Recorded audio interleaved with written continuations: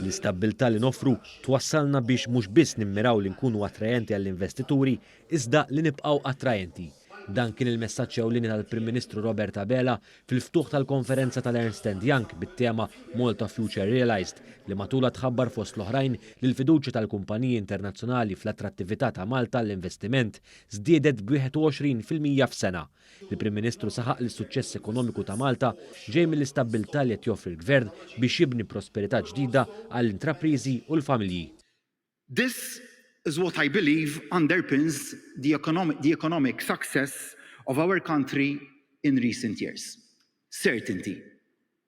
The certainty of having policymakers who are committed to building a new prosperity for firms and families.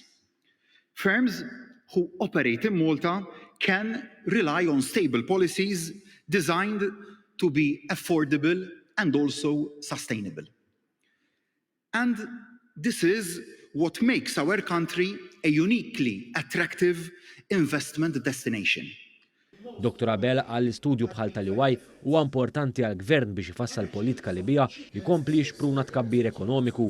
Huwa osserva li punti saljenti li joħorġu mill-istudju huma riflessi wkoll minn studji uffiċjali li jsiru minn żmien għal żmien.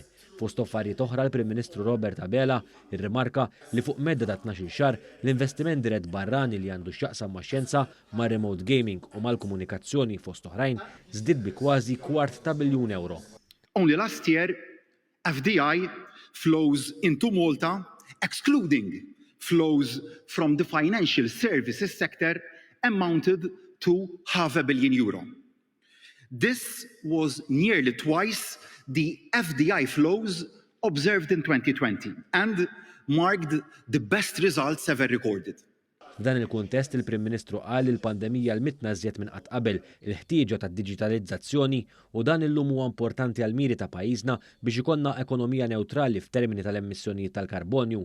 Il-Prim Ministru saħaq ukoll li l-kriżi fil-qasam tal-enerġija li laqtet l-Ewropa b'riżultat tal-gwerra wriet aktar kemm huwa importanti li nkunu sostenibbli u kapaċi nsostnu lil nfusna fil-provvista tal-enerġija.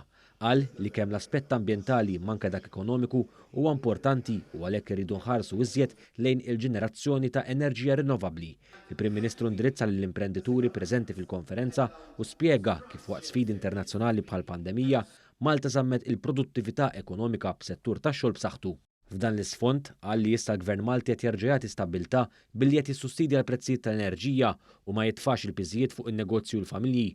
Dan apparti li kiseb derogi li ma jaqtux il-produttività f'pajjiżna u l-intrapriżi jistgħu jibqgħu għaddejjin bl-operat tagħhom. Il-Prim Ministru temm b'messaġġ ċar li jrid jara ġejjieni għal Malta mibni fuq sisin sodi mnebbaħ mill-valuri soċjali iżda wkoll li jimraħ u jirriforma u jħares l-aspett ambjentali u ta' sostenibilità. Together we can build a new prosperity for these islands. A future that is more socially just, more environmentally sustainable, and also more dynamic. As a society, we need to continue to look firmly forward and embrace change and further reforms. Despite the uncertainty that surrounds us, we must always keep positive